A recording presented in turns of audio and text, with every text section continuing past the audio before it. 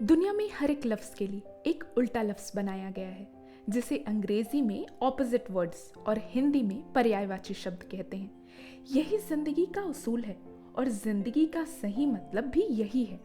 जो आया है वो जाएगा ज़रूर।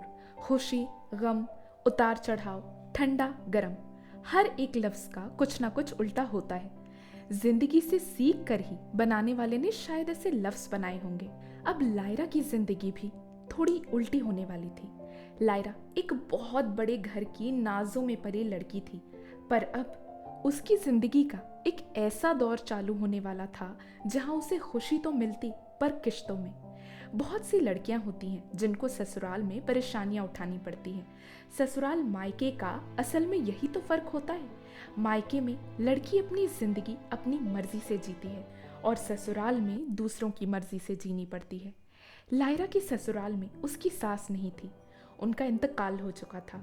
लायरा के ससुर थे और लायरा की एक ननंद जिसने सास की हर कमी पूरी कर दी थी। परिवार में शाहिद के कुछ भाई और बहन भी थे। लायरा के ससुर उसे बहुत चाहते थे। वो लायरा को एक बेटी की तरह रखते थे और लायरा भी उन्हें उतनी ही इज्जत देती और बहुत प्यार करती थी।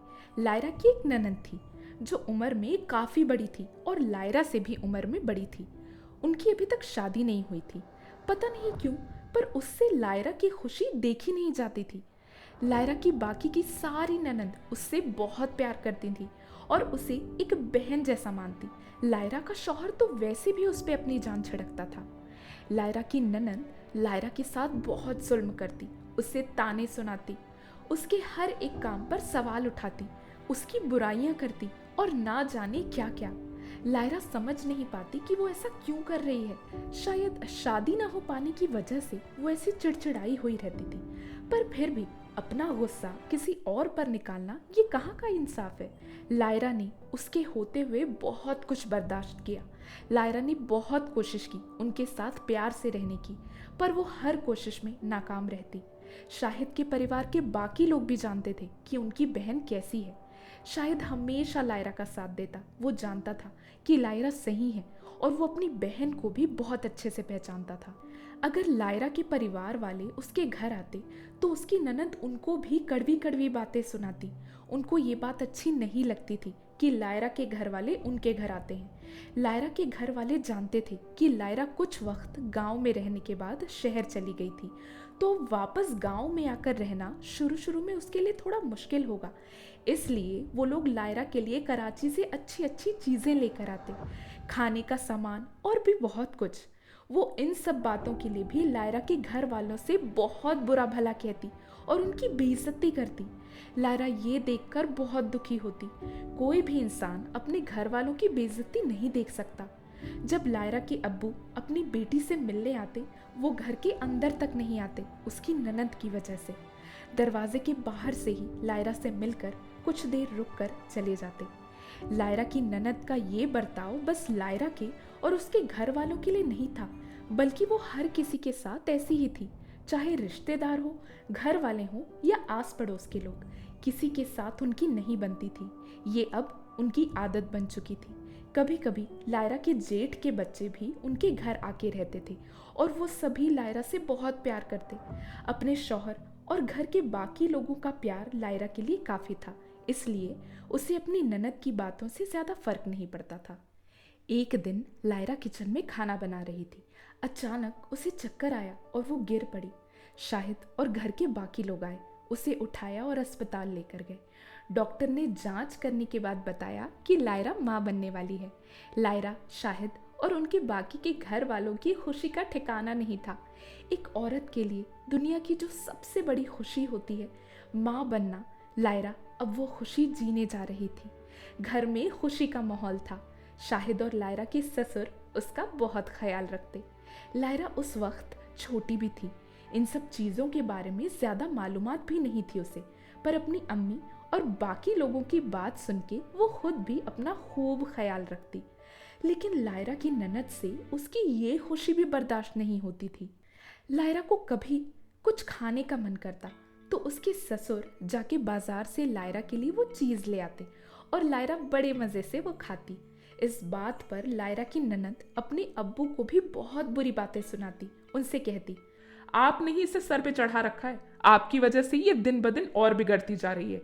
आप हर वक्त इसे आसमान पे चढ़ाते रहते हैं और उसकी आदतें खराब कर रहे हैं। लायरा को बाहर का खाना खाने की आदत नहीं थी। उसे अपने हाथ का या घर पर किसी के हाथ का बना हुआ खाना ही अच्छा लगता था। पर वो वक्त ही ऐसा होता है कि औरत को अचानक कुछ भी खाने का मन हो जाता है, इसलिए लायरा बाहर का खाती। अगर शाहिद भी लायरा के लिए बाहर से कुछ लेकर आता तो अपने भाई पे भी वो बरस पड़ती। लायरा उनकी जली कटी बातें सुनकर खाना ही छोड़ देती। लायरा जैसे ही खाने बैठती, दूसरी तरफ से उसकी ननद के ताने आने शुरू हो जाते। हाँ, आजकल की लड़कियों के नखरे इतने होते हैं, उन्हें तो बाहर का खाना ही ज्यादा पसंद आता है। उस घर में नौकर था, पर फिर भी घर के कुछ और भी काम होते हैं जो घर वालों को करने पड़ते हैं। लायरा घर के बाकी काम करती, जैसे सबके लिए खाना बनाना, साफ सफाई करना। काम ज्यादा होने की वजह से और अपनी ननद की हरकतों की वजह से लायरा की तबीयत दिन ब दिन बिगड़ती चली गई। लायरा एक ऐसे मंजर से गुजर रही थी जब उसका ज्यादा से ज्यादा ख्याल रखा जाना चाहिए, पर ऐसा कुछ होता दिखाई नहीं दे रहा था। शाहिद भी अपने कारोबार में मसरूफ रहता, फिर भी जितना उससे हो सके उतनी लायरा की देखरेख करता। जब 1-2 महीने गुजर गए और शाहिद ने देखा कि लायरा की हालत और ख़राब होती जा रही है, उसने तय किया कि अब वो लायरा को और यहाँ नहीं रहने देगा। वो लायरा से बेइंतहा मोहब्बत करता था और उसे ऐसी हालत में नहीं देख सकता था, वो भी तब जब वो माँ बनने वाली है। शाहिद ने लायरा से ये बात कही और एक दिन सारा सामान लेकर वो लायरा को उसके घर कराची छोड़ आया। अब लायरा के मज़े के दिन वापस शुरू हो गए थे। लायरा की अम्मी और उसकी भाभियाँ लायरा का खूब ख्याल रखती। लायरा की भाभी और सहेली नसरीन, वो भी उस वक्त अपने दूसरे बच्चे की माँ बनने वाली थी, तो दोनों का हर जगह खूब साथ रहता। दोनों साथ साथ अस्पताल जाते और हर काम साथ में करते। अब लायरा को ऐसी देखरेख मिल रही थी जैसी असल में एक माँ बनने वाली औरत को मिलनी चाहिए। बड़ी खुशी से लायरा के दिन गुजर रहे थे। अम्मी के घर रहते हुए लायरा अब तंदुरुस्त हो गई थी। कुछ महीनों बाद शाहिद भी कराची आ गया। 9 महीने पूरे होने के बाद वो दिन आया जब लायरा ने अपनी पहली औलाद को जन्म दिया, उसका पहला बच्चा शोएब। 1981 में लायरा की शादी हुई थी और 1 साल बाद 1982 में लायरा को खुदा ने एक बेटे से नवाजा। लायरा के ससुर जितना लायरा से प्यार करते थे, उतना ही लायरा के बच्चों को भी चाहते थे। शाहिद ने लायरा को जो घर तोहफे में दिया था, उस घर में लायरा की ननद का भी कुछ हिस्सा था। शाहिद अब लायरा को अपनी बहन से दूर रखना चाहता था, इसलिए उसने लायरा और खुद के लिए कराची में एक और घर ले लिया, वो भी बहुत खूबसूरत। लायरा ने पहले जैसे इस मकान को भी अपने हाथों से सजाया और एक घर बना दिया। उनकी जिंदगी अच्छे से गुजर रही थी कि एक दिन शाहिद को ये खबर मिली कि उसके बड़े भाई ने उसका सारा कारोबार छीन लिया है। तो दोस्तों, आपको क्या लगता है अब लायरा के परिवार की क्या हालत होगी? अपने अपने थॉट्स कमेंट बॉक्स में लिखकर ज़रूर बताइएगा। अगर आपको इसके आगे का चैप्टर चाहिए तो भी कमेंट बॉक्स में लिखकर ज़रूर बताइएगा। अगर आपको कहानी इंटरेस्टिंग लग रही है तो वीडियो को लाइक करें, शेयर करें और आगे के चैप्टर्स पाने के लिए हमारे चैनल को सब्सक्राइब करें और बेल आइकन क्लिक करें। Thank you.